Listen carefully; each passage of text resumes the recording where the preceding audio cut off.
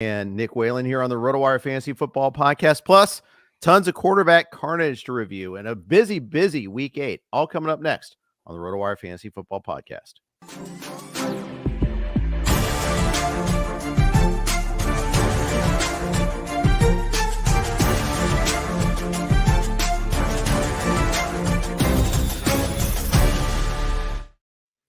Welcome, everybody, to the RotoWire Fantasy Football Podcast, brought to you by Circa and Splash Sports. I'm Jeff Erickson here with Nick Whalen. It is Victory Monday.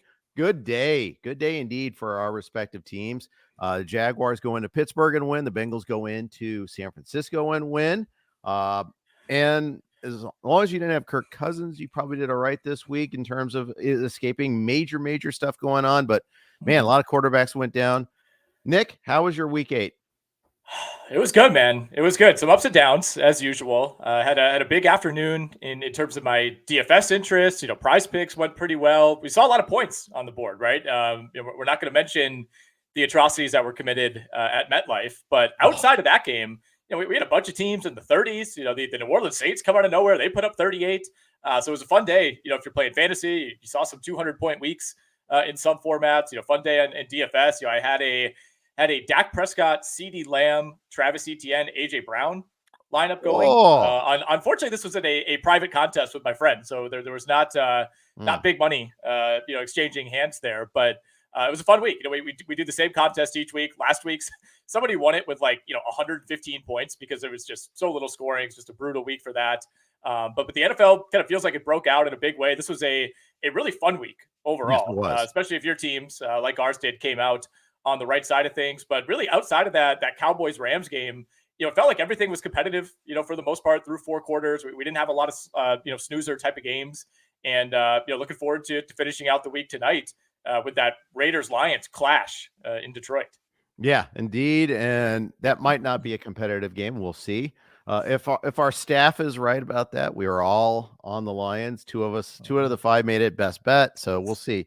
Dangerous territory. Yeah, we'll see, though, if Amon-Ra St. Brown can play. He popped up on the injury report with an illness. And that's one thing I want to mention right off the top before we jump into reviewing each game. You notice how many teams reported illnesses on Saturday or even this Sunday morning with Patrick Mahomes. St. Brown popped up yesterday for tonight's game.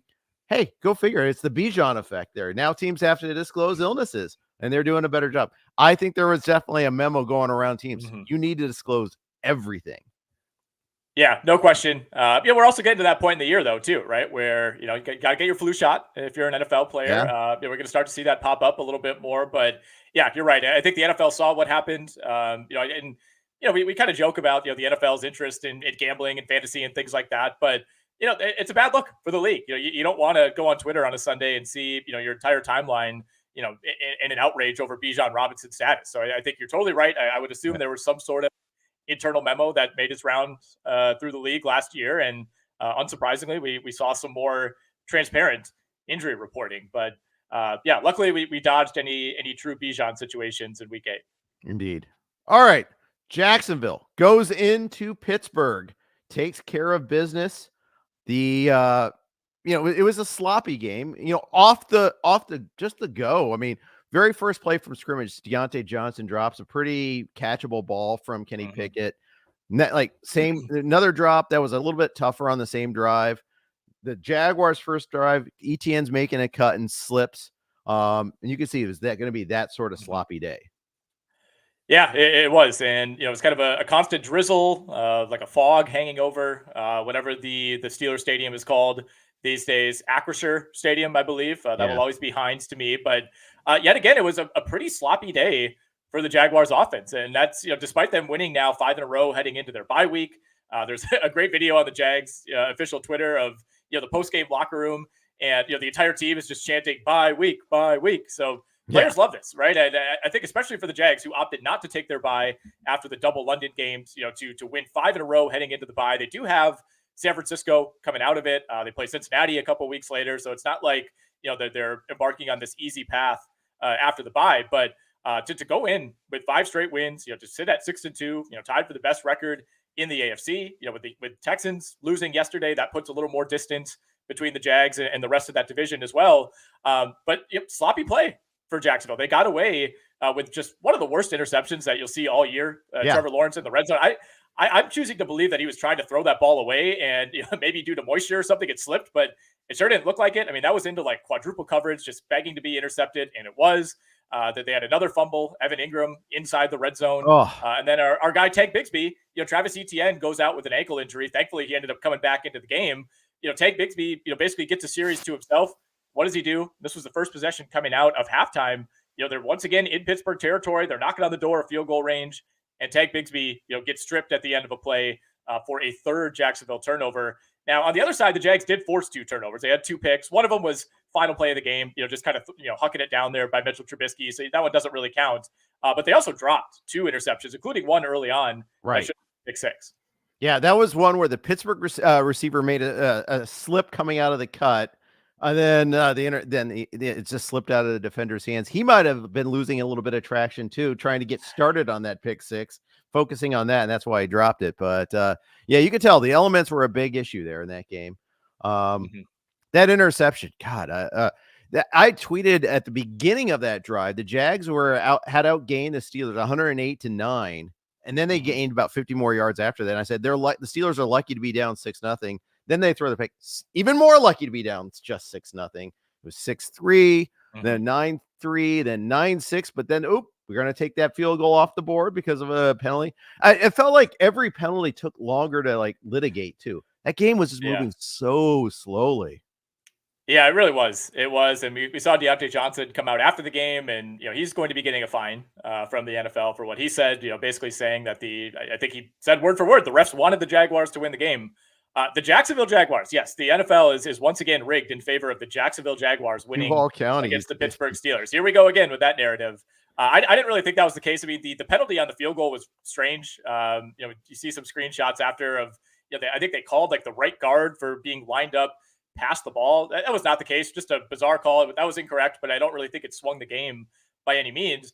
Pittsburgh basically put together one good drive on the entire day. And it didn't really seem to matter once Kenny Pickett went out of this game, which we should mention. And it does look like he's dodged a serious injury, which is good news for Pittsburgh. But, Trubisky came in and, made some plays with his legs, ran for a few first downs. I think that's where he primarily hurt Jacksonville. The interception was thrown into triple coverage, just a bad ball on a long throw downfield. But, Pittsburgh puts together, middle of the third quarter, an 8-play touchdown drive where they're ripping off a couple of big plays. Really nice catch and run by George Pickens, kind of hurtling through 2 defenders to get into the end zone. But other than that, you never really felt like Pittsburgh was threatening.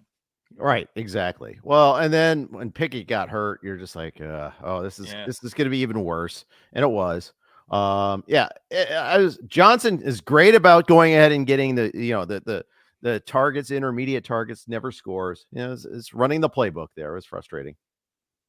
Yeah, I think Deontay Johnson, certainly makes an impact for this team. He actually got hurt too in this game, and missed some time in the second half. Micah Fitzpatrick went out as well. That's a big one. He's already been ruled out for Week 9 for the Pittsburgh Steelers. They play on a short week. They got Tennessee on Thursday night. That one did not look good. I'm anxiously awaiting an update there. I mean, he went down in a heap and was grabbing at that hamstring immediately. You hope that it's only a pull or something like that. But the way Micah Fitzpatrick is one of the toughest players in the league. Was favoring that hamstring. You got to hope for the best there. Not really much of a drop off going from Pickett to Trubisky, as you'd expect. They were both about the same in terms of yards per attempt, things like that.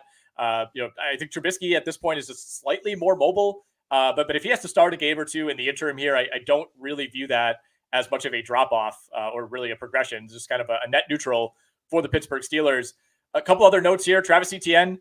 Not a fantastic day, kind of mirrored how he's been the last few weeks, right? I think they wanted to mix in Tank Bigsby a little bit more. Once Bigsby fumbled, that was the end of that. They weren't having that anymore. So Etienne ends up carrying 24 times for 79 yards, despite rolling his ankle early in the second half. 3.3 yards per carry. It hasn't been pretty for Etienne. Another big fantasy day, thanks in large part to a long touchdown. Really nicely designed play with the safety kind of bit a little bit early. Lawrence just lobs a perfect throw down the sideline. Etienne barely hung on. I mean, this is what kind of at the peak of the elements in this game too.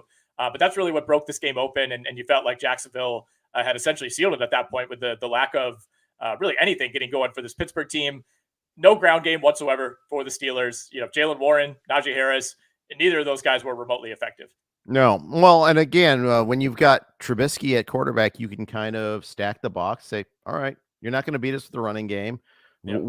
We don't fear this quarterback. And for the most part, that was an accurate read. So worked out pretty well. Well-timed bye for the Jaguars. They can rest up. They needed that. I'll say happy to see Calvin Ridley get involved again. Yep. Yeah, I think they made a point of that after last week. Yeah, slightly disappointing game for Christian Kirk, but again, big write-off because of the elements. I think Kirk had a big drop, as did Ridley. That was just something that plagued a lot of the receivers in this game. But 11 targets for Calvin Ridley, played by far the most snaps of any Jags receiver. We saw, thankfully, a lot less Jamal Agnew, especially in a rain game. He only played 20 snaps. That was good. So it was kind of a Ridley, Kirk, Ingram game for this Jags offense outside of Travis Etienne. Last thing I'll say on Jacksonville, going into the bye here, Jeff, Josh Allen, by the way, is up to 9 sacks. He's having a fantastic, all-pro caliber season thus far. Someone that they may trade for, Danielle Hunter, actually leads the league at 10. So we'll keep an eye on that. And Jacksonville now is up to 4th in defensive EPA on the season. In no world did I ever think the Jags would be a top 5 defense halfway through the year. Trent Baalke actually deserves maybe credit. I hate to say it. I think he does. Yeah. Who knew? Just maybe he learned on the job.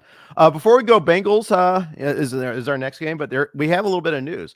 Leonard Fournette has signed with the Bills. He's on their practice squad officially, but it's kind of like Darrell Henderson signed on the practice squad. They're gonna elevate him. We know. Big game against the Bengals this week too. So, how high does he go in your fab priority this week?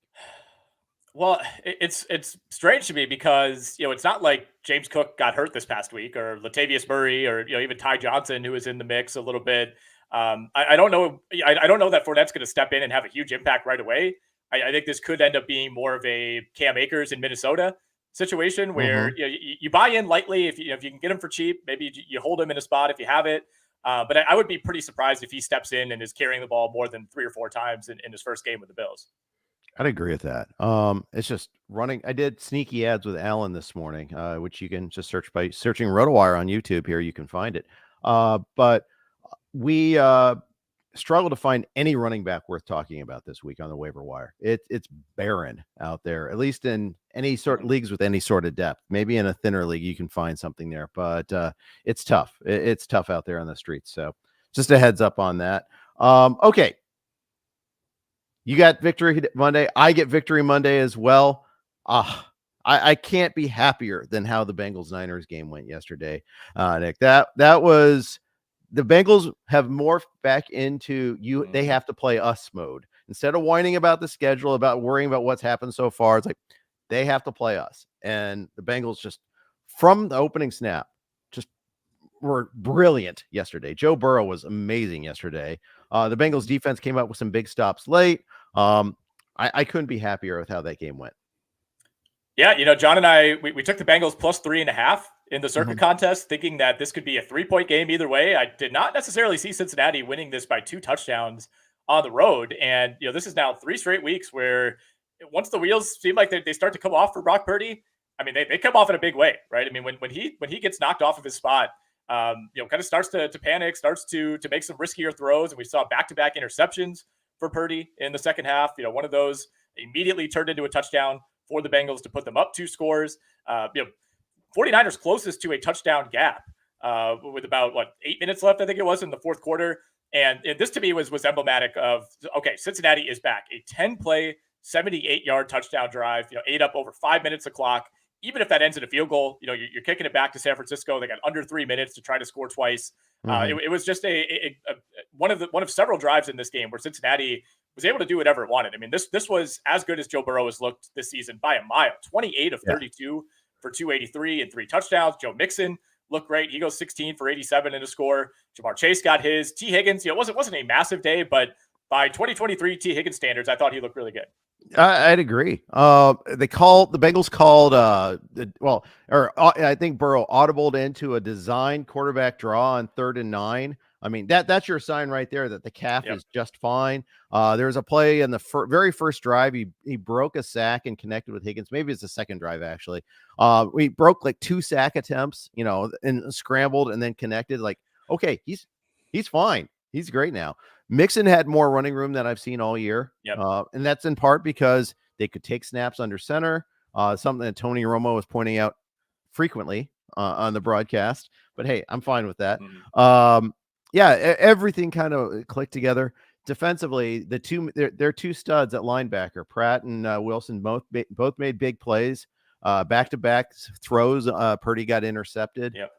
Had another interception where they got turned over late because of a roughing call, like a low hit, and no problem. Sack fumble the next play. That was lovely. Only name was like Trey Hendrickson got a little banged up, but he came back in. He's the one that had the sack fumble at the end. Irv Smith coughed up a fumble on the 5-yard line. That was bad. They could have put the game away early in this one here. They could have been up 2 touchdowns at half, but for that, or 2 scores at half, but for that. But I really can't complain. I feel confident about this team. We had Charlie Goldsmith on the Sirius XM show, and we were talking about how the Bengals seem to get better. The coaches make adjustments as the season progresses. Man, it showed up yesterday. That's for sure.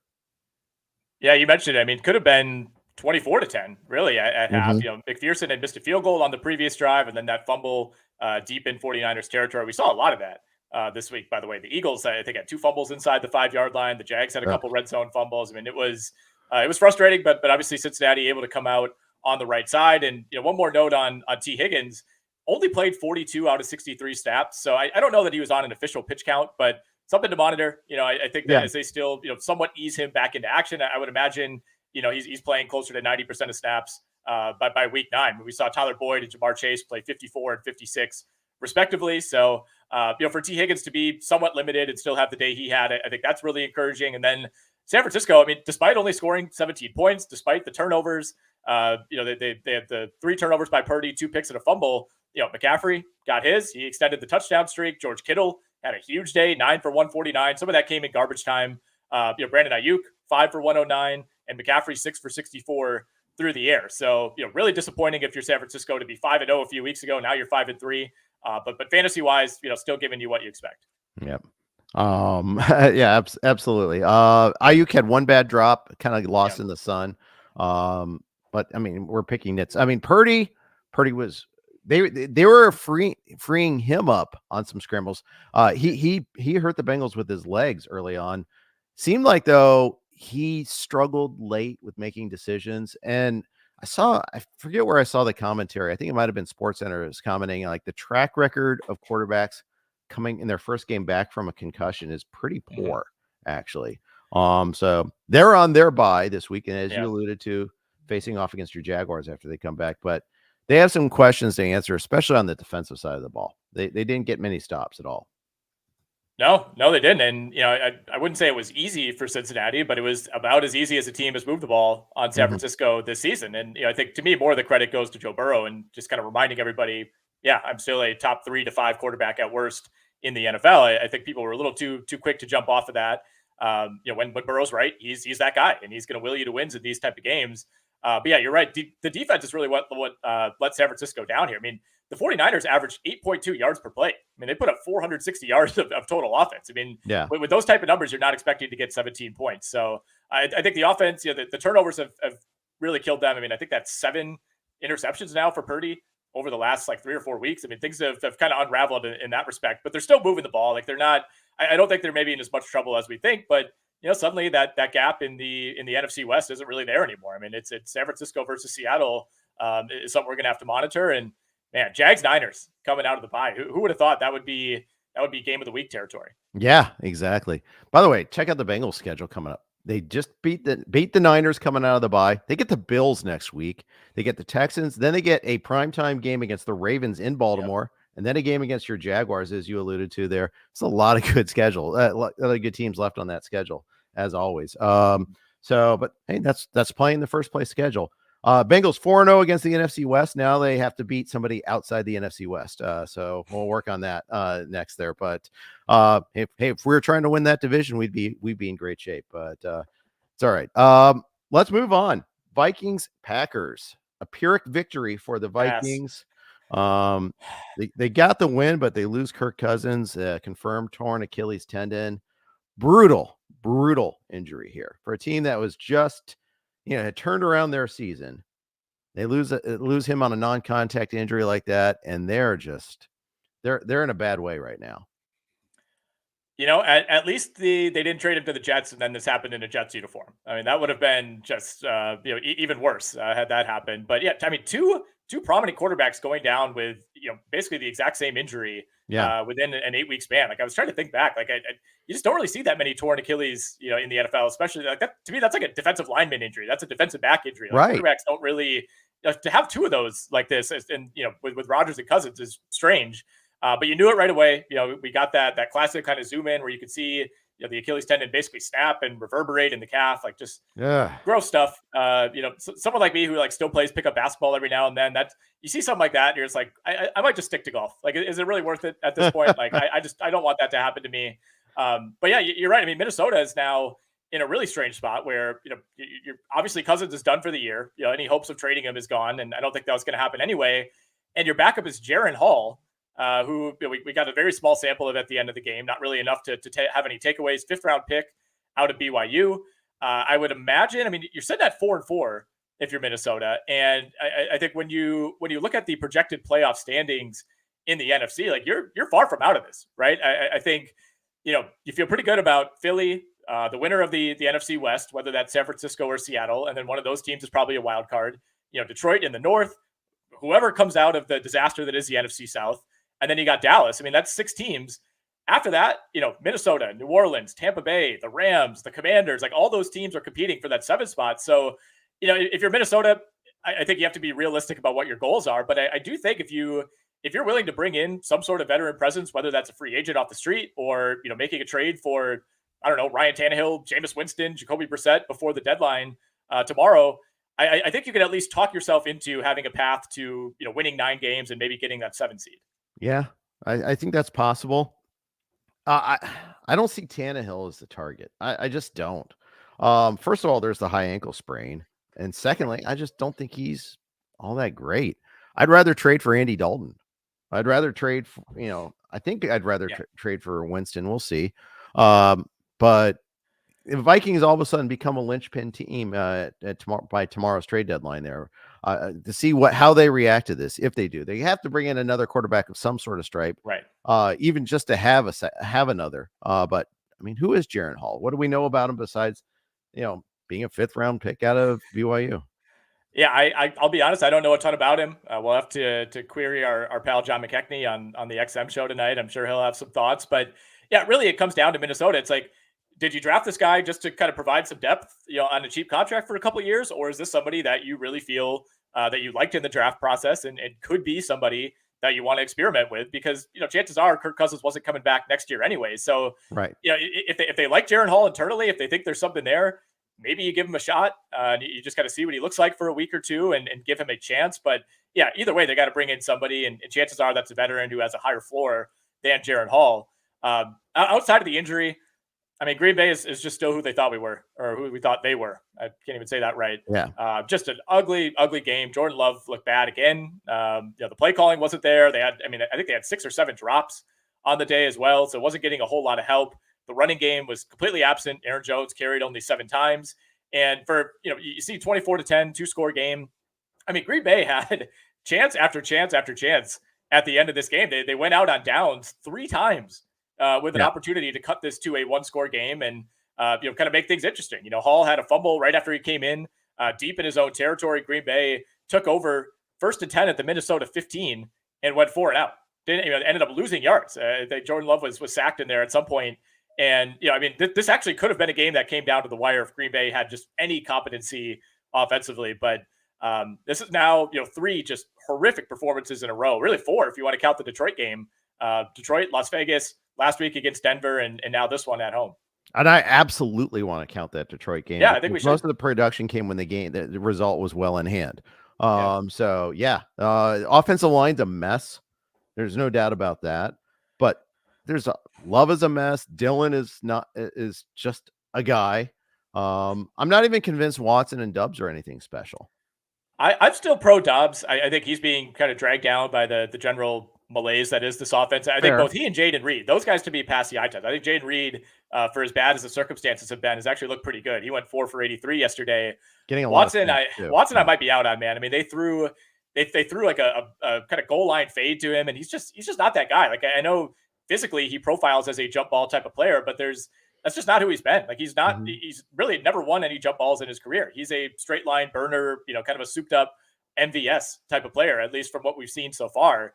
And he hasn't really shown that he could be that possession, throw it up there, I'll win that one-on-one battle type of player. So there's a lot of things going on with Green Bay right now. I mean, you look back, their last couple of draft classes just really have not developed, guys who are in their second, third, fourth year. You think of someone like Eric Stokes, the defensive back, who looked like a huge hit 2 years ago. And now he's injured again. He's on IR. Like he's barely played. Some of the offensive linemen who had shined, at times last season, earlier this season, they've completely fallen off a cliff. Love was sacked 4 times, a couple of those being big, 11-yard loss type of sacks.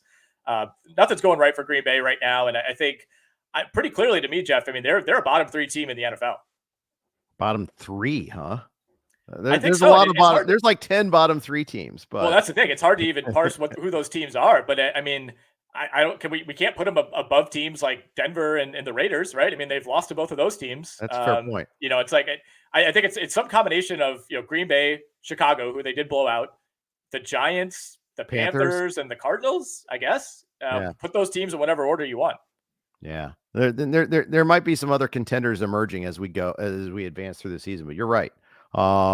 They're a bad team right now. There's no getting around it. I think the Pats are in that category too, by the way. Yeah, I think the Packers are going to lose their next 5 games. By the way, they got the Rams, Steelers, Chargers, Lions, and Chiefs. I mean, they're at the point where you just like you can't trust them to beat literally anybody, right? Like I think they could welcome the New York Giants to Lambeau Field, and you'd be like, all right, that's probably what Packers minus 2.5 total toss up. Yeah, agreed. Agreed on that. Hey, before we move on to Dolphins Pats, we're on the Blue Wire Network. Here are their ads. All right, Dolphins, Pats. Pats got the lead. First drive. Get a touchdown. Kendrick Bourne scores. Unfortunately, that was about the highlight for the game for the Pats, and unfortunately, it might be the last we hear of Bourne for a while. Torn ACL. He's out for the year. I think Parker got hurt again in this one. Juju actually scored, which, hey, good for him. But I'd say one takeaway is Demario Douglas is someone I want to go add this week. I think so.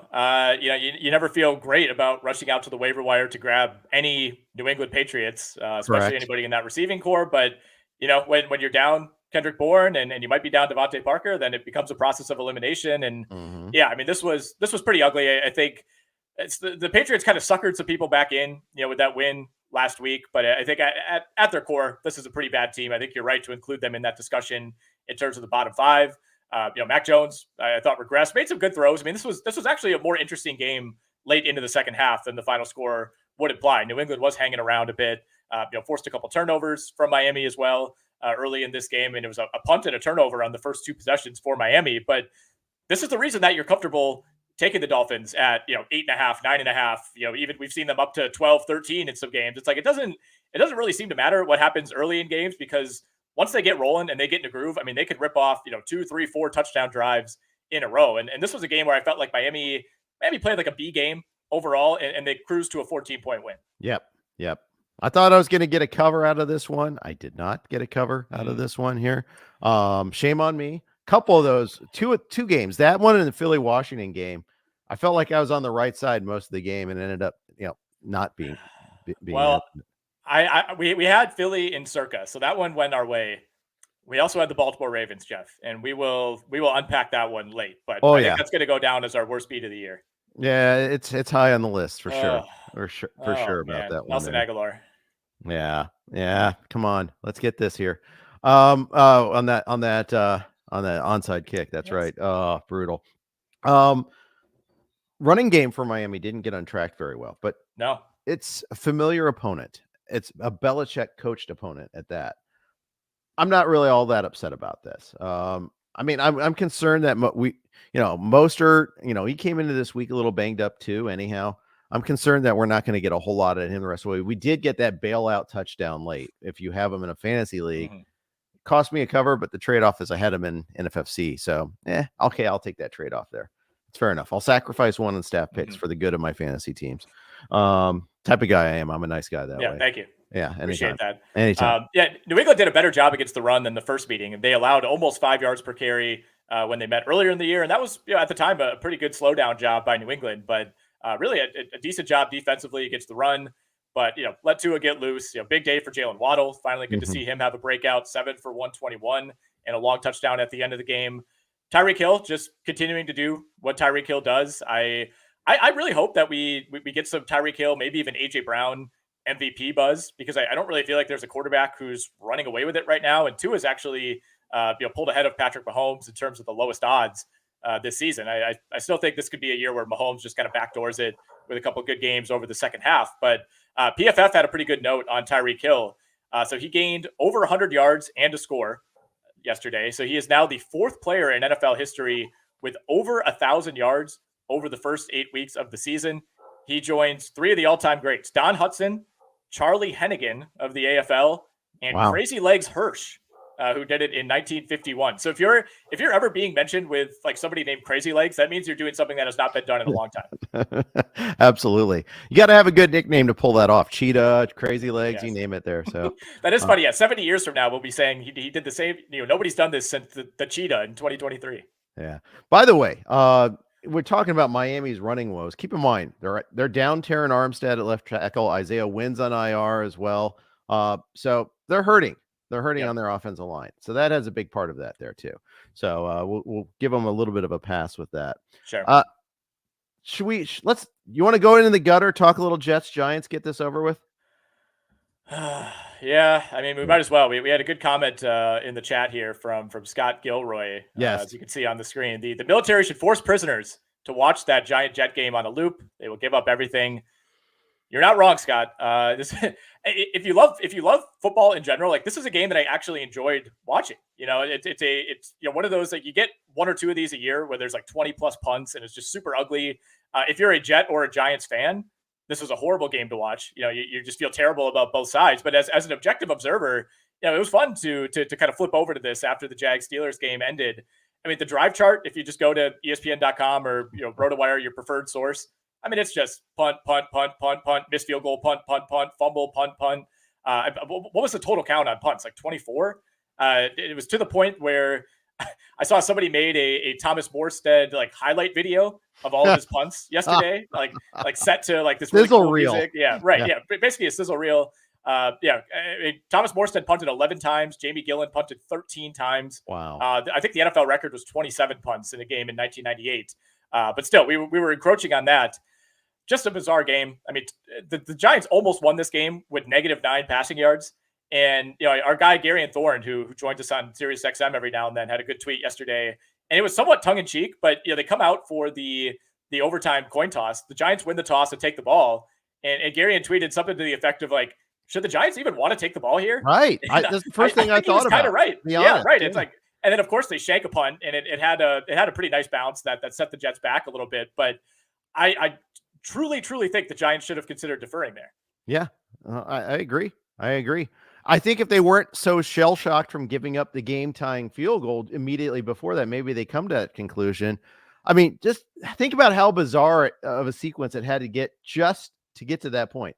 Missed field goal by Graham Gannott after choosing not to go for it on 4th and 1 to put the game away because you're going up 3 to go up 6. Then you're forcing them to try to drive for a touchdown, and I get that. Right. Zach Wilson's not going to do that. And then you have the free play, Thibodeau. And the thing is, the Jets get the connection, they get the pass, and they get the benefit of the call of stopping the clock. Even though they don't take the penalty, it serves as a timeout. That's huge. I mean, Thibodeau is playing so good, so great earlier that game. To have that happen was just terrible. And then Zach Wilson connects again a couple of times to Lazard.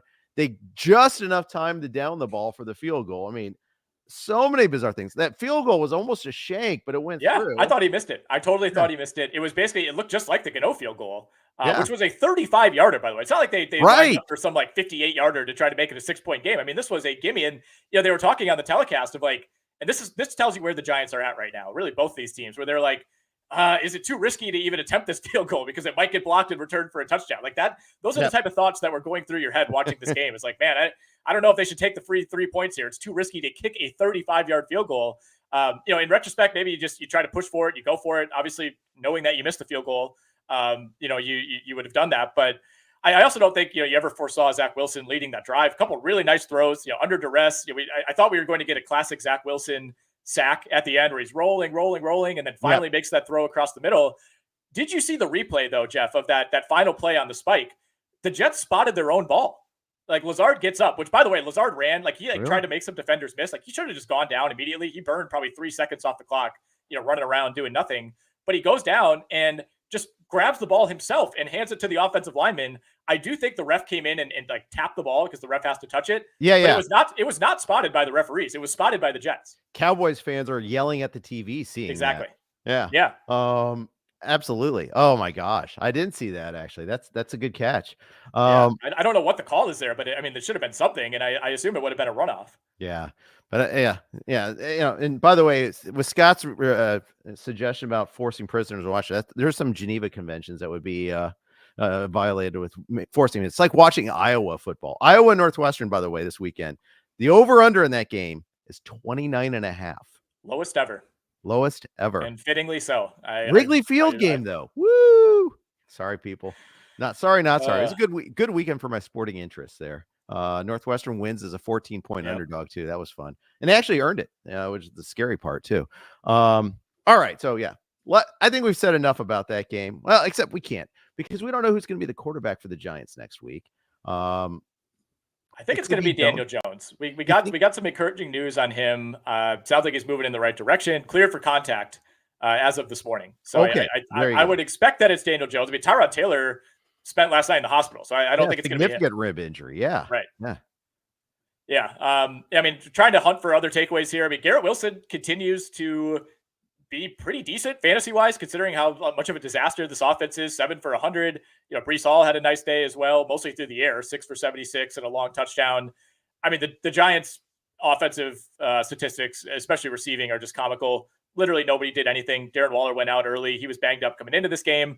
It was 100% Saquon Barkley. 36 carries for Saquon Barkley for 128 yards. Like he was their entire offense. Yeah, it's tough to do it when you got 17 people in the box, but that's what Hall and Barkley were facing this past week. I thought it was funny. Dalvin Cook asked for a trade too. It's like, okay, man, we show something first. Yeah, anything at all. Yeah. All right, before we move on to Titans Falcons, got a quick note from our friends at Circa.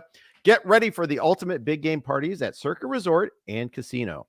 Super Sunday is in Las Vegas this year. Watch the big game poolside at Stadium Swim's big game viewing party.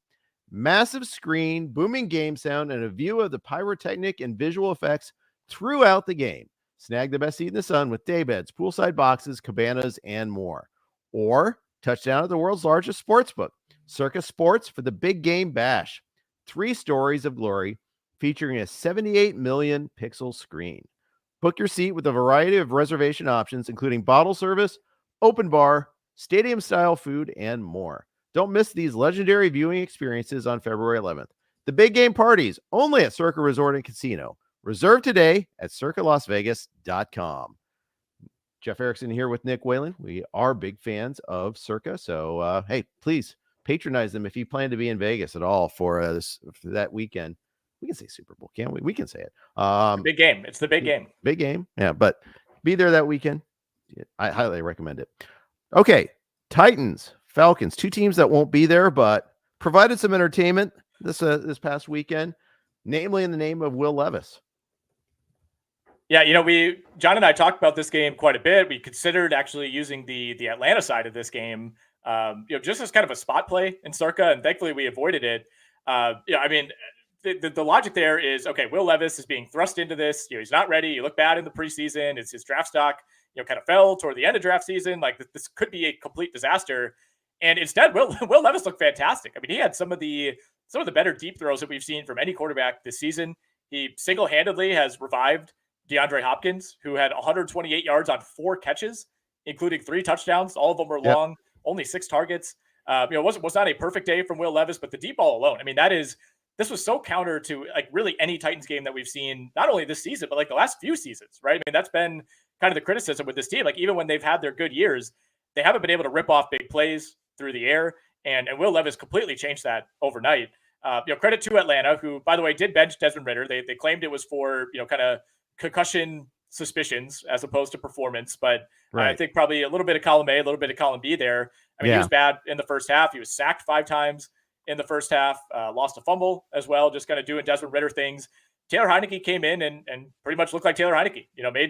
Made some risky throws, but also kind of threw the Falcons back into this game. They had a chance late to steal a victory. Ended up going out on downs. They took over with a little over 2 minutes left, and deep in their own territory, weren't really able to do anything. Really bad drop, by the way, by Van Jefferson on 4th down. Would have been an easy first down. Ball came in a little hot from Heineke. It was maybe a little behind him, but still, I mean, the good receivers in the NFL make that catch pretty much every single time. I'm sorry to interrupt. Yeah, it was exactly like that, but less contested. I mean, there was no defender in the area. Yeah, very similar play. But still should have been caught, especially in that situation.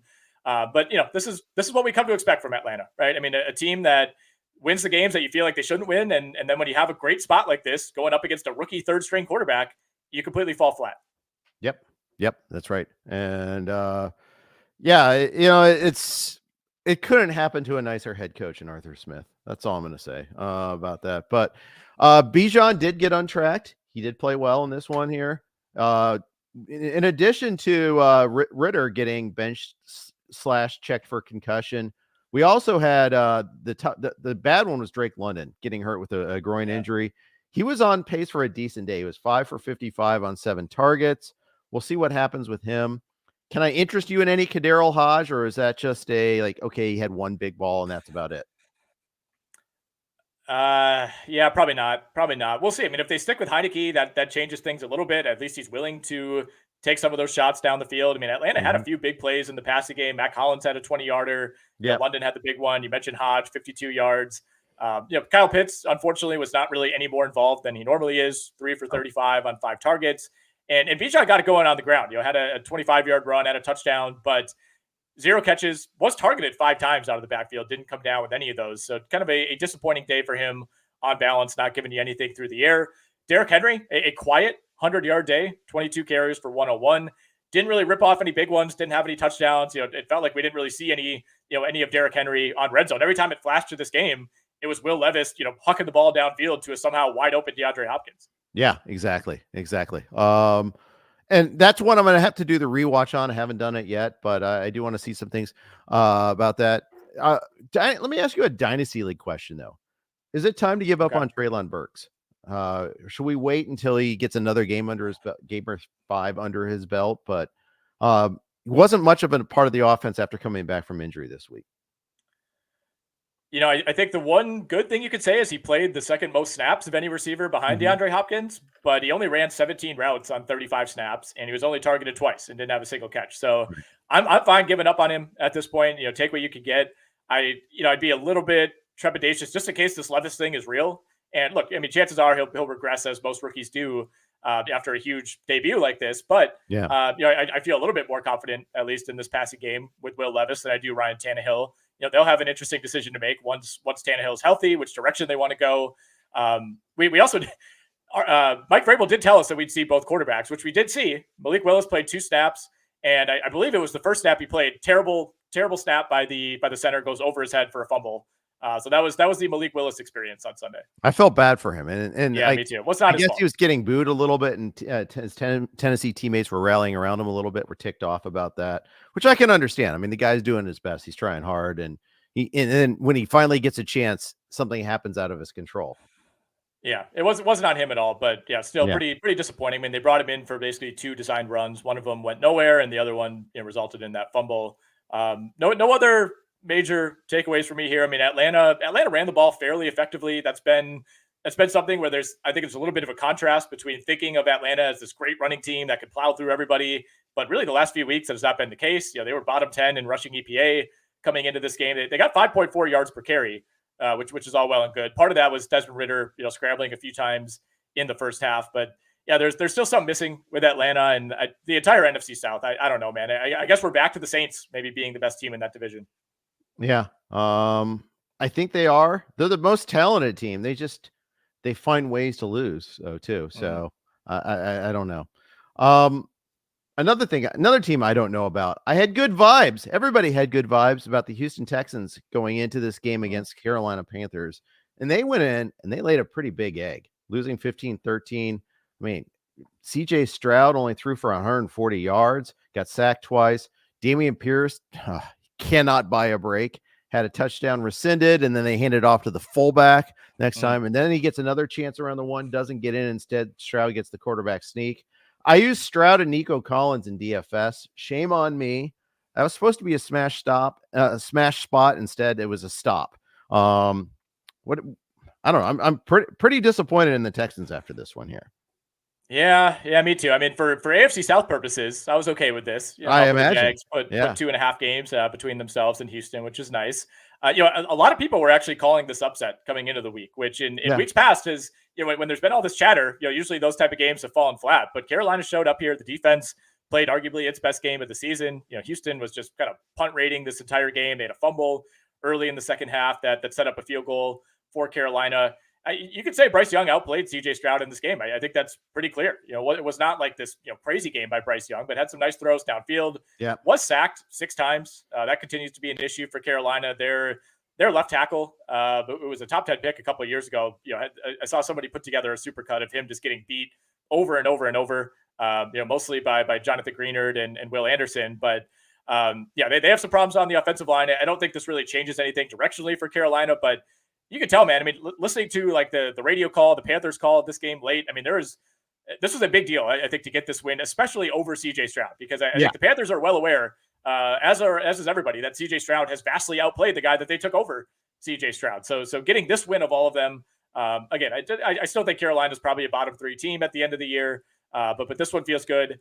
And this was really the first. I wouldn't even say it was a bad game for CJ Stroud. Like, he didn't throw any picks. He did have the one fumble that he got back. But overall, it was just a day where the offense could not get anything going. They were struggling to convert first downs. They had a couple opportunities late, getting the ball back with a chance to go down, and even a field goal, would have kind of felt like it put this one out of reach, because you didn't trust Carolina to throw a touchdown, and they could not get anything going. 5 of 12 on third down, just 229 total yards for the Houston Texans. Like, really the first time all year that the Texans kind of look like the Texans team that we thought they'd be. 222 to 229 in total yards. I mean, it was not a game for the ages, that's for sure. Another Iowa inspired game. I think Carolina still remains a really bad team. That offensive line is really hideous, as you alluded to. Thielen still gets his 11 targets, 8 for 72. Nothing huge downfield this week. Jonathan Mingo, I think, looks the part. I don't know if Carolina needs to trade for a receiver. I don't think that's their problem. I think their issue is they need line help. I think that's where they really need help. I mean, neither Chuba Hubbard nor Miles Sanders did anything. Sanders barely saw the field, actually. Only 2 carries for Miles Sanders. That one was something that caught my eye. Coming back from the shoulder injury. I want to know if did he aggravate it, or they just decide that Hubbard is a better back? Yeah, and I hope we get an answer on that, because this is very concerning. And not only did he barely carry the ball, but he wasn't even on the field that much. Only played 12 of a possible 67 snaps for the Carolina Panthers. We saw Raheem Blackshear get 10 snaps, 45 for Chuba Hubbard. And Sanders was carrying that shoulder injury into the week, but he was off the injury report as of Wednesday. So there was it's not like he came in as like a 50-50 and was a last second active. I mean, everything was trending toward him being mostly healthy for this game. So pretty concerning. He's been one of the least effective backs in the NFL. Part of that's on the offensive line. I think part of that is on Miles Sanders himself. A lot of the advanced numbers say he's been one of the worst backs in the league. So, I think the fact that Carolina won this game, even if they didn't run the ball that effectively, doesn't really bode well for Sanders. No, it doesn't. Big nothing burger in terms of fantasy production in this game. The 2 touchdown scorers in this game, Tommy Tremble and Andrew Beck. Yep. That's leave a lot of people unhappy. All right, let's move on to a different game. Try to make a little bit people a little bit more happy, at least if you're a Cowboys fan, and that's Cowboys romping all over the Rams here. This game was never close, Nick. No, man, we were on the Rams at Circa. We love this dog play. Were you really? But, yeah, and this like you said, it was over. It was 33-3 Dallas with a few minutes left in the second quarter. Stafford was hurt at that point, played a little bit more, and then we saw Ripien for the rest of the game, and he really didn't do anything. I thought the Rams kind of shut it down, essentially, as they should in the second half. I mean, it was that lopsided. The thing with Dallas, like when they show up and when they win, they tend to win big, right? This was one of those games. I mean, it was kind of reminiscent of that Giants game in week 1.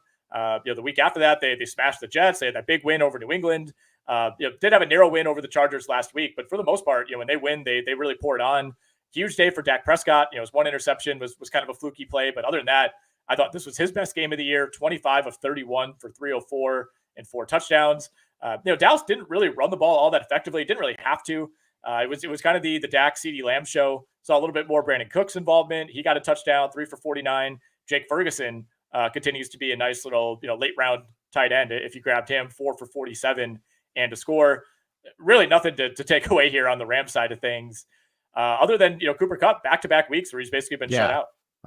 That was gonna be my my one comment is my takeaway is it's just 2 bad weeks in a row for him. You never see that, but you take away Stafford, and I'll tell you what, anytime Stafford and the Rams play a team that has any semblance of a pass rush, they're in trouble. We saw the Monday night game against the Bengals where that pass rush in the fourth quarter, Stafford had no chance. That's why I was all over the Cowboys in this one in staff picks. Should have made him my best bet, but I didn't. But at least I picked him. It's just he's dead against a good pass rush. He doesn't evade well, and the line's not very good. So they play the Packers this week, so they should be fine if his thumb's okay. But that's going to be one of the big stories of the week. We lost Cousins. We may have lost Stafford too. And we're going to lose Goff, Purdy, Trevor Lawrence this week, and Russell Wilson due to buys. So quarterback's going to be tough this week, especially if you're in a super flex league. Yeah, it's not getting any easier with these injuries and with the buys coming back in week 9. So we'll address that on the XM show, the waiver wire show later this week. They'll have hopefully some guidance for you, but it's getting rocky out there with quarterbacks, and I'm very interested to see what Minnesota does. And I wouldn't say it's a lock that Matthew Stafford plays either. Right. He's one of the toughest guys in the league and wasn't able to play it through in this game. Obviously the score, maybe had something to do with that, but they did say no fracture to that thumb, which is big. But at the same time, it's just throwing thumb. So it's not a Herbert situation where you could just bandage it up and say, all right, we're good. Just avoid contact to it. It's something that I think will be affecting him the next couple of weeks if he plays. Deron Bland, by the way, had a pick 6 in this game. That's what really set off the upset. Just a brutal throw by Stafford to the outside. That made it 17-3. That is now 3 pick 6s on the year for Deron Bland, who obviously leads the league in that category. Really not much else to say here other than the CeeDee Lamb breakout continues, right? I mean, this is now 2 straight weeks where CeeDee Lamb has shown up after a couple underwhelming games in a row. I still think he's probably a tier below, the truly, ultra elite guys, thinking AJ Brown, Tyreek Hill, what they provided in fantasy. But I think this was a nice reminder that CeeDee Lamb is at least close to that tier on a lot of weeks. I think in ability he's right there. I think it's a play calling sort of thing more than anything. Sure. Speaking of which, Cowboys Eagles next week. We'll see that Lamb versus Brown straight up there. We'll see what sort of game plan McCarthy has cooked up. They had the bye coming out of this one here.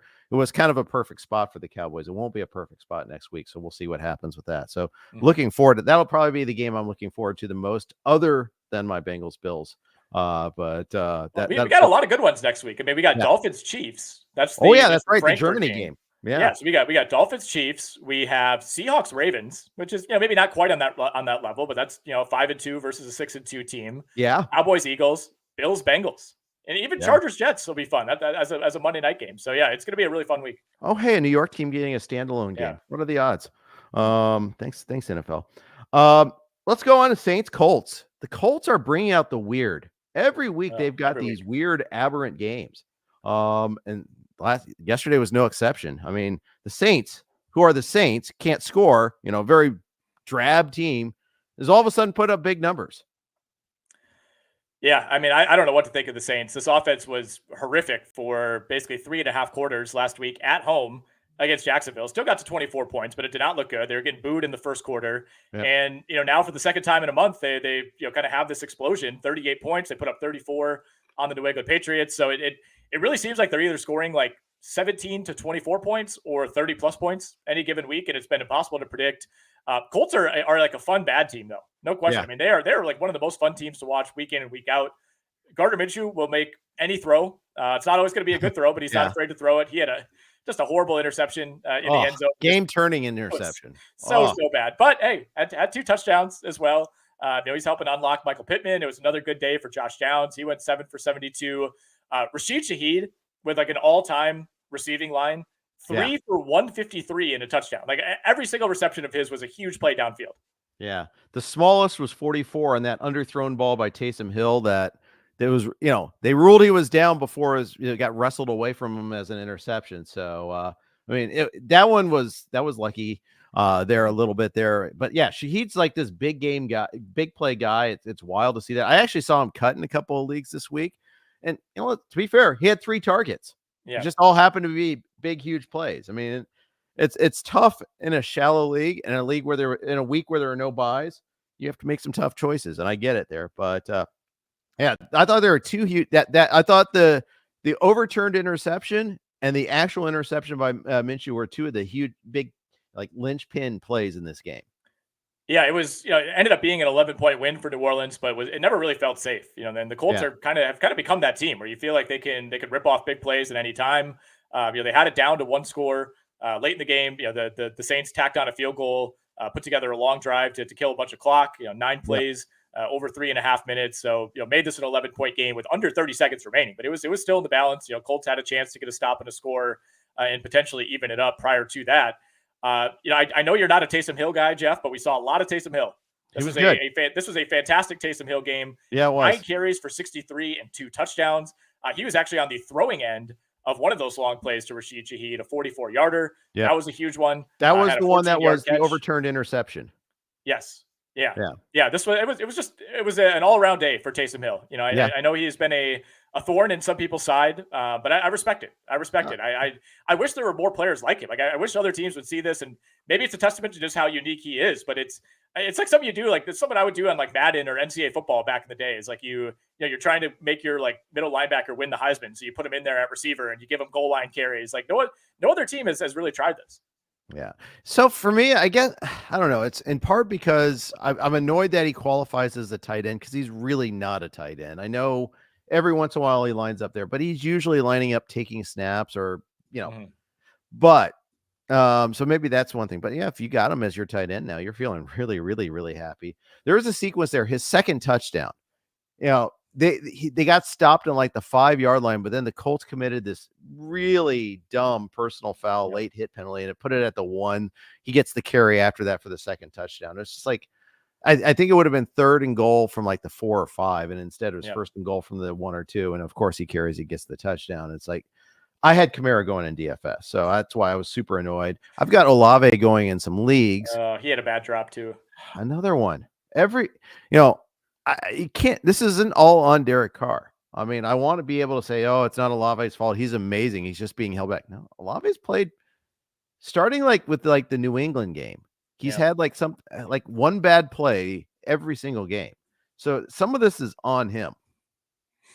Yeah. I mean, he had the good game against Houston, 7 for 96, but he's got 1 touchdown on the year. Right. And you could say he has 3.5 like plus games in terms of receptions and yardage. It's been really frustrating. I mean, beginning of the season, he was seeing 10 plus targets, felt like every week, and the touchdowns weren't there, but you knew they were going to come at some point. And yeah, it's just, I mean, he's kind of going through what CeeDee Lamb was going through a couple of weeks ago. So hopefully that breakout's coming. They do play Chicago and Minnesota the next 2 weeks, going pretty good. So pretty good opportunities, to get Chris Olave loose. But nonetheless, it's been frustrating. Real quickly, Jeff, before we move on, we do have a trade involving a prominent defensive player. The Seattle Seahawks have traded a 2nd and a 5th round pick to acquire Leonard Williams from the Giants. Ooh, well, and the Giants should be sellers. I mean, their season's done. They're 2-6, and their quarterback's banged up. Yeah, this is massive. Good catch to be on Twitter to see that. Nice to see the Seahawks throwing in. And it is so. Yeah, we're at kind of now. This will get the ball rolling a little bit more. I'm very happy to see this. And happy to see it before we sign off. Yeah, this is a Seattle team that's already 5th in the NFL in sacks, and they played 1 fewer games than half of the league. So, in terms of pressure rate, they're right up there. I mean, this is a pretty good, young defensive line that's now going to get even better, adding a former Pro Bowler in Leonard Williams. Not a ton of takeaways fantasy-wise, of course, but good to see Seattle being aggressive and maybe sensing some opportunity in that NFC West with the Niners losing 3 in a row. Pretty good, I think, trade value for the Giants too. Let's get a 2nd and a 5th. Because he's a free agent at the end of the year. So, this is they got a better deal than what I thought the Titans got for Kevin Byard, for instance. Yeah, I mean, they sent back Edmonds. I don't. It's hard for me to say, how much they value a player versus a pick, but I think you're right. I mean, getting the 5th rounder is just a bonus here. I mean, getting a 2nd rounder for a guy who's set to become a free agent, I think, is pretty good value for a Giants team that doesn't have a ton of leverage. Is one way to put it, I think, as the deadline approaches. Uncle Ted suggests is Saquon Barkley next? I mean, couldn't he be? Shouldn't he? Should he be? I mean, they should at least field calls, right? And not even in a Jerry Jones, we're not going to call you. We'll accept your call sense. They should actually even call around even. I think they should, because we talked about this on I think on this show and on the XM last week. There's just not that many teams that are clear sellers, and there's a lot of teams that could tell themselves that they're buyers right now. I mean, virtually the entire AFC, maybe other than Denver, could consider itself a buyer, and probably New England as well. And it's kind of the case in the NFC too. I mean, there's at least 2 teams in every division, and in some cases 3. That feel like they're in the mix either for that division or for a wild card spot. So we have a market here that I think favors sellers. And if you're a team that says, all right, we're not that good, we just had -9 passing yards this past week against the Jets, it might be time to consider ourselves sellers. Like, you're going to have a lot of people willing to call you, willing to drive up the price. And I think that's probably part of the deal here with Leonard Williams. I assume Seattle was not the only caller. That's why you're getting a 2nd and a 5th, because you have to outbid other teams. I mean, a Saquon trade would be amazing, but both for him and for the league. I mean, this Giants team is clearly going nowhere. I don't want to see Saquon Barkley carrying the ball 30 times for 97 yards the rest of the way, because they have no other options on that offense. Man, I'm trying to think of like a perfect landing spot for him, but I mean, so many teams. Baltimore, Kansas City, 2 immediate ones, I would say. Yeah. I would love to say Jacksonville, but I don't think they're in that market right now. Maybe Pittsburgh. I don't want him going to Baltimore. That's all I'm saying. Miami. I don't want him to go to Baltimore. Miami's getting Achane back. I think, Miami's not doing it. I don't think they need to. I think Buffalo planted its flag with Leonard Fournette, so maybe they're out. I think they could just burn that flag if they wanted to. I don't think that's if Saquon Barkley's walking through that door, Leonard Fournette's not standing in the way. Yeah, very true. Well, we got, 24 hours for a deal to get done. So as a fan of the NFL, I would love to see Saquon Barkley on a competent team, on a playoff caliber team. I'm a fan of trade deadlines, and the NFL is always the most disappointing of them all. So come on, prove me wrong. A team that was being rumored to be sellers on Jay Glazer yesterday on the Fox NFL Sunday preview show was saying that the Commanders would be in the market to sell off any one of 3 of their defensive linemen, including Jonathan Adams being, I think, the most prominent of those. This is a game I was on the right side all game long, and then I ended up getting the non-cover. I'm very frustrated with that, but Sam Howell played. He played his butt off there. I was going to use a different part of the anatomy there, but he played incredibly well. 39 for 52, 397. Unfortunately, all the damage came late. The pick came late. Yep. The sack came on. The one sack. He only got sacked once, but it happened to be the last play of the game. Of course it did. But 39 for 52, 397, 4 touchdowns. He played awesome out there. Yeah, he did. And, he took that sack on, it was a 4th and 5 with a little over 2 minutes left, came after a weird incomplete pass that I actually thought was completed. It was a long review, one of many games that had a bunch of reviews going on at the end. I mean, that Carolina-Houston game, by the way, they lined up for the game-winning field goal, three separate times? The Houston, there's one player that triggered the penalty, intentionally was offside, intentionally tried to do it, and he got a personal foul for it because he repeated it. It was like a repeat offender, like you get in soccer. He got a yellow card, but it was funny. Yeah, I mean, one of those, he was basically standing next to the holder when they kicked it. He was so offside. It was probably the most obvious offsides I've ever seen in an NFL game. But back to Philly, Washington. I mean, I thought Howell played really well. In my analysis coming into this game, why I thought Philly would win and cover, which thankfully they did. And thank God Washington lined up for an extra point to make this a 7-point game instead of going for 2 with the number sitting at 6.5. But that's a whole separate story. I thought, Washington a few weeks ago had their chance to beat Philly. I thought they played about as well as they could. They came up short in overtime, and I thought it was going to be really hard to replicate that performance even at home.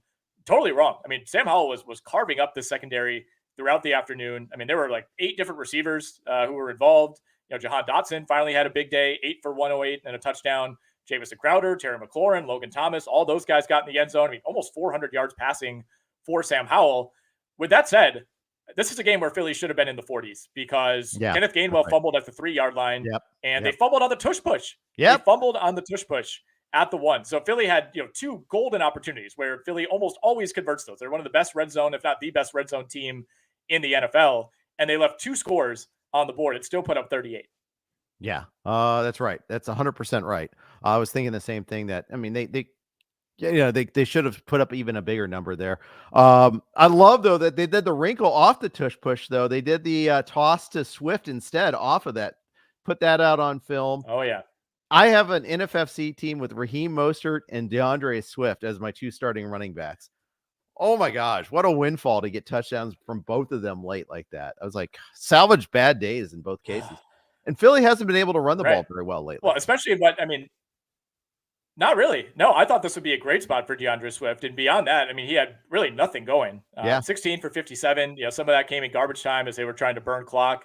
Had no run longer than 9 yards. It kind of feels like a distant memory of the Eagles just clearing those huge holes for him a few weeks ago. It's now been a few games in a row where they've struggled to get him going. But yeah, you got the touchdown there. Great call on the fake tush push. I mean, that was wide open, well blocked. He was able to basically walk into the end zone. A.J. Brown, and we got to mention him. He just continues to look like arguably the best receiver in the league right now. I think it's Brown versus Tyreek Hill with Justin Jefferson injured. And take your pick there. I think you can't really go wrong. I mean, this is now, is it 5 or 6 games in a row for him? 6 games in a row where he's gone over 125 yards. He's got 5 touchdowns in that span. Just huge play after huge play. There weren't a lot of deep balls for A.J. Brown this week. A lot of it was shorter and runs after the catch. But I mean, in terms of contested catches, like when Jalen Hurts throws it up there to him, it's like there's really nobody I trust more to come down with that ball than A.J. Brown. I mean, he's kind of felt like he went up a level last year and has taken it to an even higher level in 2023. He's a strong human. That one hand catch in the end zone. Oh my goodness. My God. He's so good. Ridiculous catch. Yeah. Devontae Smith too, 7 for 99 and a touchdown. It's good to see both him and Jalen Waddle, kind of these secondary receivers in their offenses, both have big weeks. Dallas Goedert looked okay. And I'd be remiss, Jeff, if we did not mention Julio Jones catching a very, very difficult touchdown over the middle to put Philly ahead late. Yeah, he did. The 1 catch, 2 targets. I like, oh, hey, wait, I got a touchdown for Brown. Oh no, that's Julio. Oh, okay. Darn it. Yeah, exactly. But Julio wearing number 80. I don't like that one bit. He's reached that point in his career. It's he looked like a tight end. I was like, who's 80? It's like Blake Griffin wearing 91 for the Celtics, or like when Bear Davis wore 85 for the Knicks. You're like, oh man, this is not a good sign. Yeah, or Jordan on the Hornets. I mean, just can't have that anymore. Jahan Dotson was the big story for the Commanders. 8 for 108. He's been dropped in a lot of leagues. Yeah. I might have dropped him once in a shallow league, and but can we count on that repeating? That's the question. Well, recent history would suggest no. But these boom weeks for Sam Howell, it's like when they happen, there's going to be plenty to go around. And we saw 9 targets for Jahan Dotson. I think that's perhaps the more encouraging sign. He was right behind McLaurin in that category, still playing a ton of snaps. Like it's been a brutal year for him, but it's not like he's being phased out of the offense. Like there's some of these other receivers where you look at the snap counts, you look at the target counts, and it's really concerning. But that it hasn't really been the case for him. He's got 18 targets over the last 2 weeks. He's played 85% of snaps in that span. So I think if you're even like remotely a Sam Howell believer, I think you pick back up Jahan Dotson, or you hold him if you still have him. They are at New England, at Seattle, and then they're home for the New York Giants over their next 3 games. I think they're bye week, like week 14 too. Week 14. It's as late as it gets. Yeah. It's just, why have I don't understand week 5 and week 14 buys when you had nobody on buys in week 8. It just doesn't make any sense. But this is just me being an old man railing at the shaking my fist at the sky or something like that. But other than that, I don't have a whole lot else to add. Except you mentioned the 2-point conversion thing.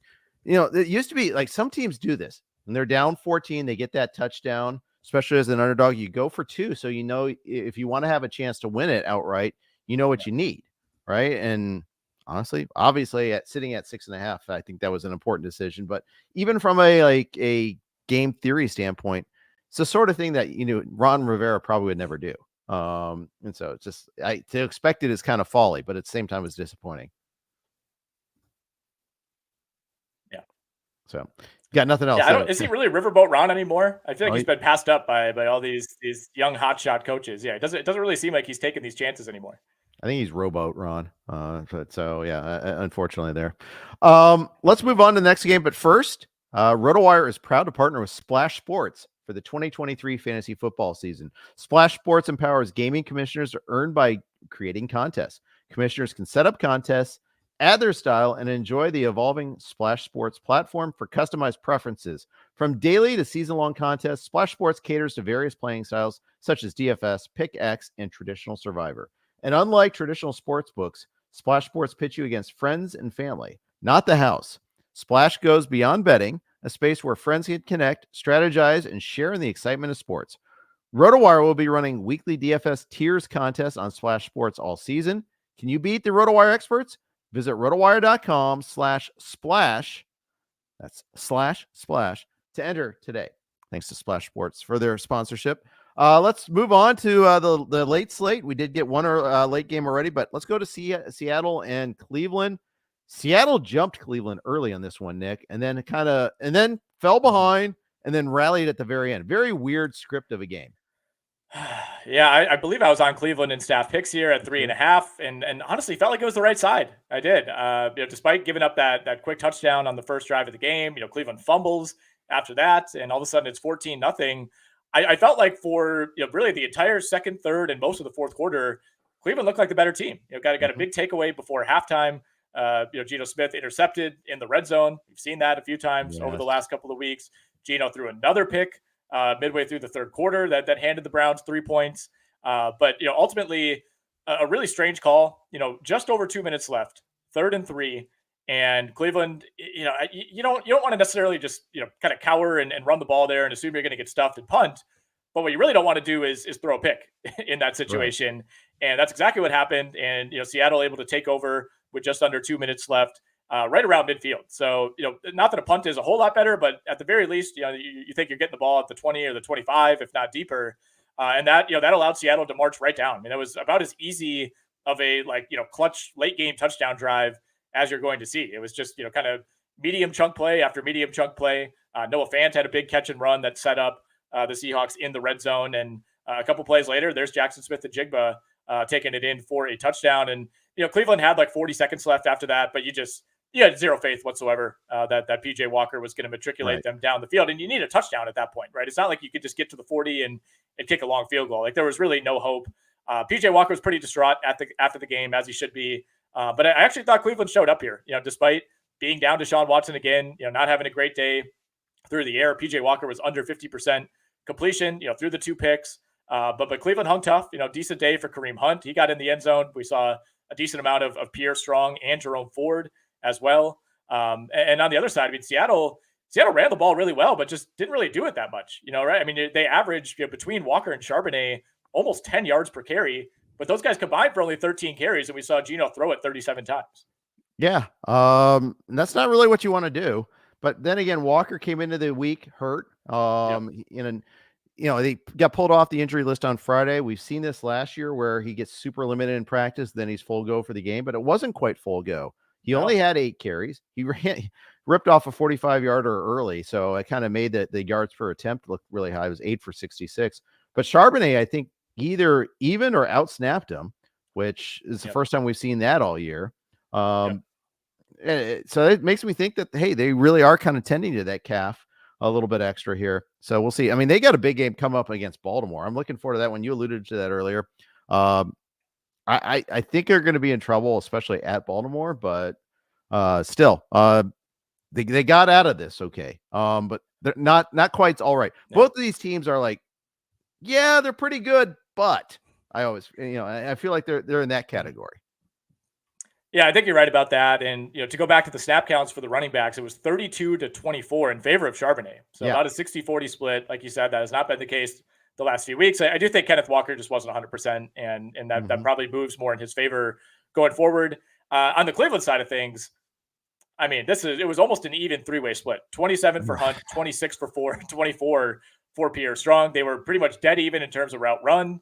They were pretty close in terms of carries as well. So good luck sorting that one out. Exactly. It's just a big mess. And Ford, he was supposed to miss this game, and then he practices Friday, and then he's tough, and he played despite a high ankle sprain. So I get where some of this is coming from in terms of the split. But yeah, you want to be able to have like one guy or two guys that you can bank on there. Cleveland hosts Arizona next week. That's going to have some survivor intrigue, especially if some of your other options are used up. But at the same time, like, I don't think I can trust PJ Walker with my survivor life on the line. I may have to, but I don't like it. This vaunted Cleveland defense is good, but and they tightened up after the first quarter, but still, I mean, this is 2 weeks in a row where they haven't been all that. Yeah, and the Cardinals continue to linger around, right? I mean, they found a way to cover at home against Baltimore. Josh Dobbs was just turned into like Patrick Mahomes in garbage time, and was couldn't miss anything after playing pretty poorly before that. But yeah, I mean, Arizona now is 1-7 on the year, but they remain frisky. Like we talked about them being a bottom 3 team when we were discussing Green Bay.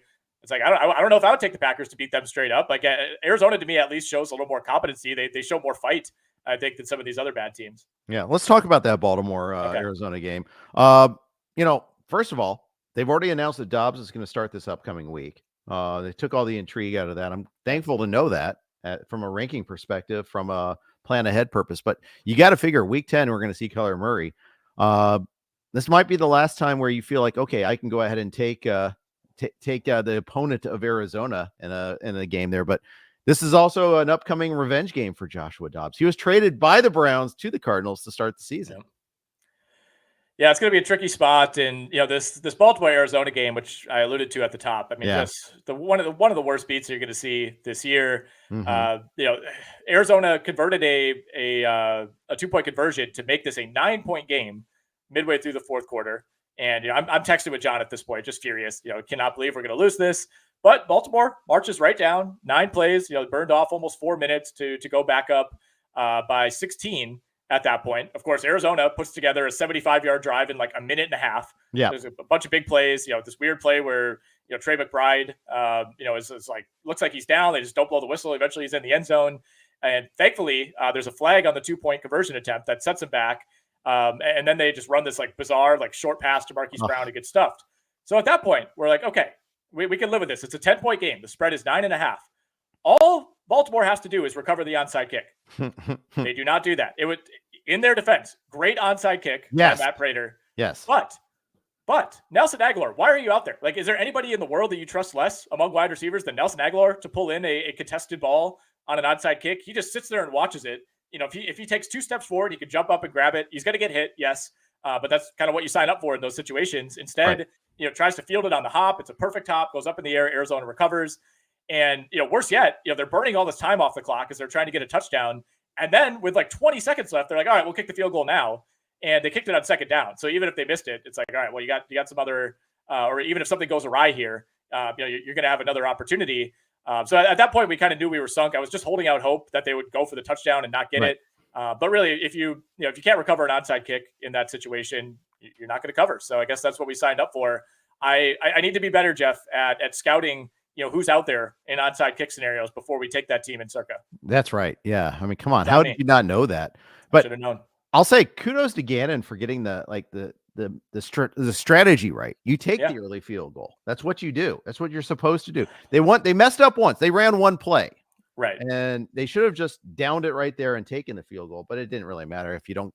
And let's face it, you're counting on recovering 2 onside kicks. I mean, you got one of them at least, but and a hell of a kick at that. That never works in the NFL. You never see this to get recovered by the kicking team. But hey, Arizona again, always fighting, always playing hard, always shorthanded, always like not. They just don't have the horses. I think they had the original 7-0 lead in this game too, but then Baltimore's skill went out. This was the Gus Edwards game, 19 for 83 touchdowns. Sure is a good thing I went on another podcast and talked about Justice Hill as a sneaky guy this week, but He did get 4 for 40 in the passing game at least, but still, be out there. Yeah, it was a good wasn't day for Mark Edwards. Andrews too, 4 for 40 and a touchdown. But really, it was Edwards. I mean, 3 touchdowns. Not a great day fantasy wise for Lamar. No. And you see the final score here. I mean, this was a 14-7 game, basically going into the fourth quarter with a little under 2 minutes left in the third. Josh Dobbs threw a really bad pick, and that's what allowed Baltimore to take control. But it was in the balance before that. I mean, Arizona played 3 pretty good quarters.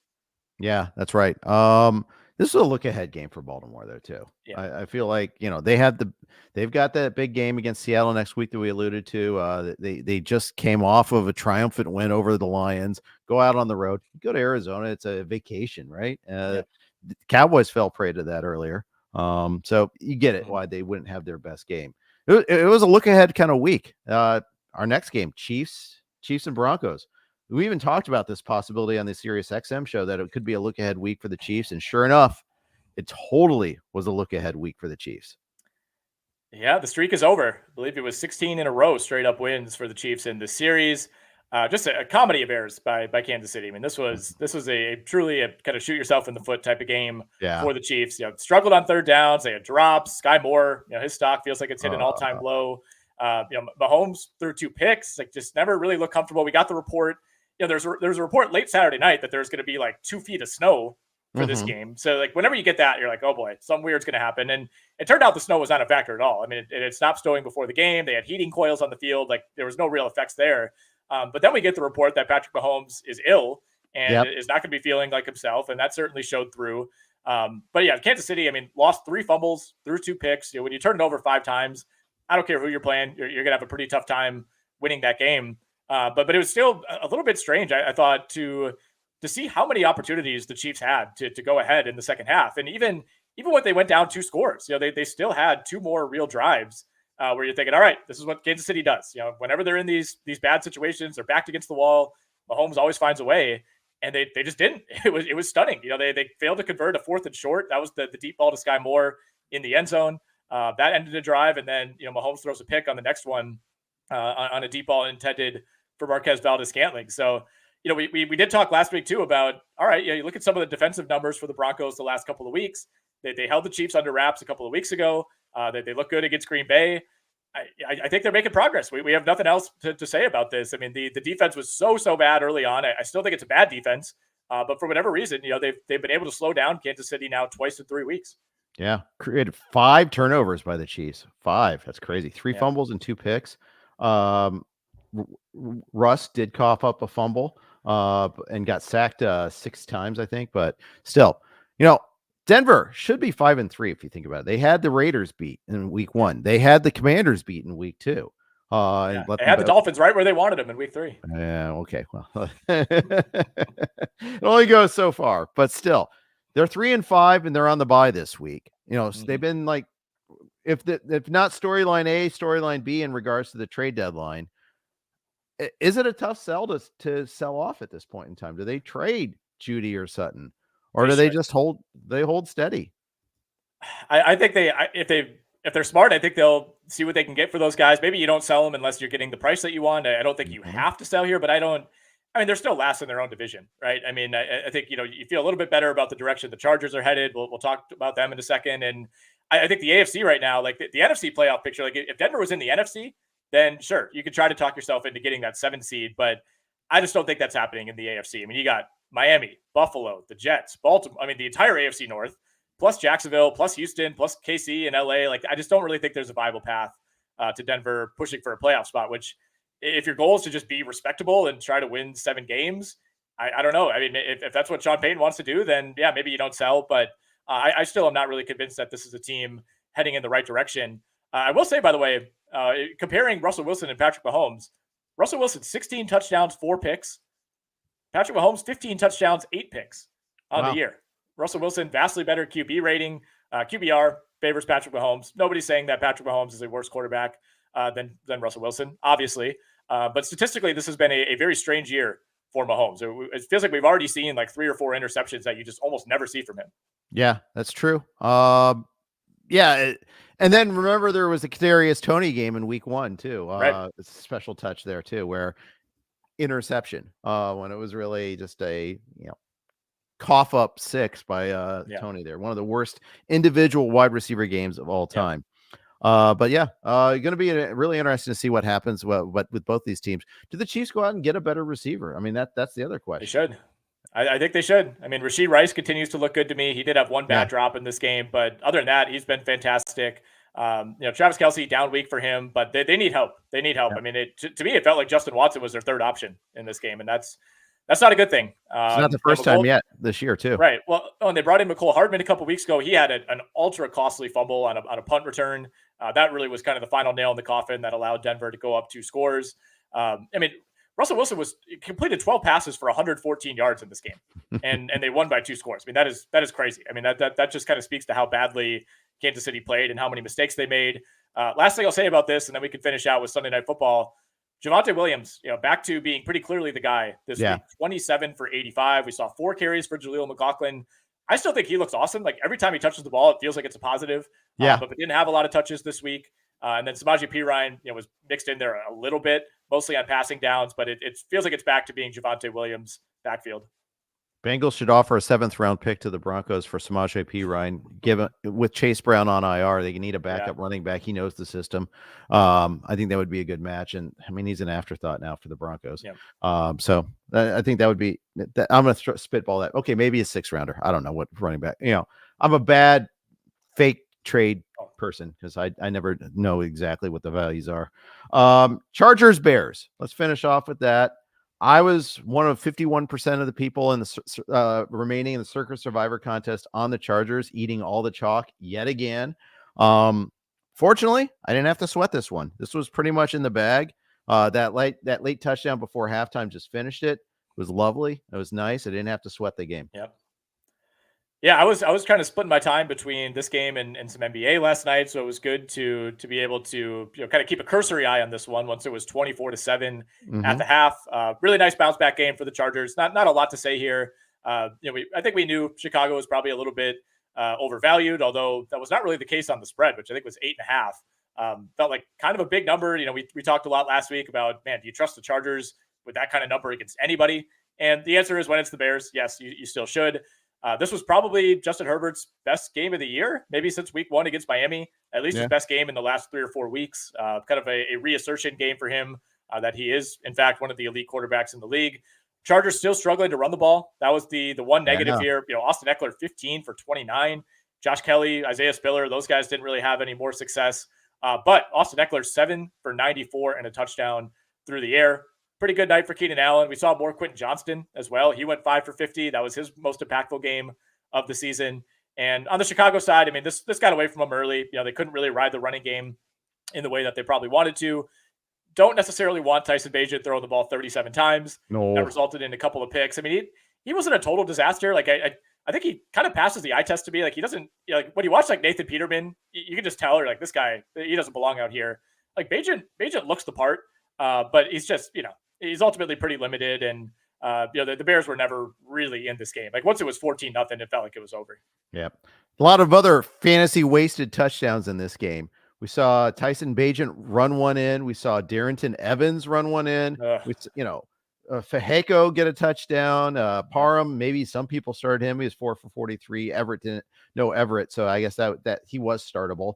But like much like the Browns were frustrating in the running game, the Bears were too. 9 carries for Foreman, 6 for Johnson, 4 for Evans, and Evans getting the score, the one guy that nobody started. Yep. Roschon Johnson won the snap battle, 24-21 over Foreman. Evans with 18. Wouldn't read too much into it just because this game was so out of hand, and I don't think you can really take a whole lot away from that second half, especially. And then one more note on Quentin Johnston, second in snaps among wide receivers, did out-snap Josh Palmer by 1. There was Palmer a lot of 3. Right? What'd you say? And Palmer got hurt early in this one too. I think he came back, but I know he left the game for a while. So. Yeah, came back in. I mean, he was getting his knee looked at, and it actually looked like it might be more severe at first, but was able to come back in. Played 47 snaps, so that was maybe a little bit a part of it for Quentin Johnston, but nonetheless, moving in the right direction. 6 targets, you'll take that based on what we've seen so far. Absolutely, and the Chargers have to get Johnston involved, right? Spent a 1st-round pick on him. He's got an upside there that others don't have. And with no Mike Williams, they need that downfield threat. So they need him at some point to provide something. Yep. So happy to be done using it. And they were without Gerald Everett as well. So I think that contributed too. Yeah. Very happy to be done with the Chargers though in Survivor. Don't have to touch them anymore. They're your Get problem. that out of the way. Yeah, exactly. I'm okay eating the chalk when it works out like that. So anything else you want to add? Any other late breaking trades while we were talking? Not that I've seen. Hopefully we get more. If you're just tuning in, it was Leonard Williams going from New York to Seattle, 2nd and a 5th round pick being exchanged there. I'm hopeful. I fully expect to have my hopes, burst by this time tomorrow. But should be a lot of fun, and I'm just hoping the Jags do something here. It feels like they have an opportunity going into the bye, and whether that's adding somebody on the offensive line or on the defensive line, that's what I'll be watching most closely. And looking forward to chatting with you in a few hours from now. We'll be live on SiriusXM Fantasy breaking down Raiders Lions. Yes, and maybe we'll have more chatter to cover as well. So look forward to that as well. So 8 to 10 Eastern time, 5 to 7 Best Coast time. So 7 to 9 Wisconsin time there. Hope everybody tunes in for that. Thanks for tuning into this. Tomorrow, coming up on the RotoWire Fantasy Football Podcast, of course, it's Joe and Jake. It's trade deadline day. So they'll have a lot of free agent ideas for you and maybe some trades to react to as well. So tune into that. Thanks to Circa and Splash for their sponsorship. Thank you guys for tuning in on the live stream. Take care.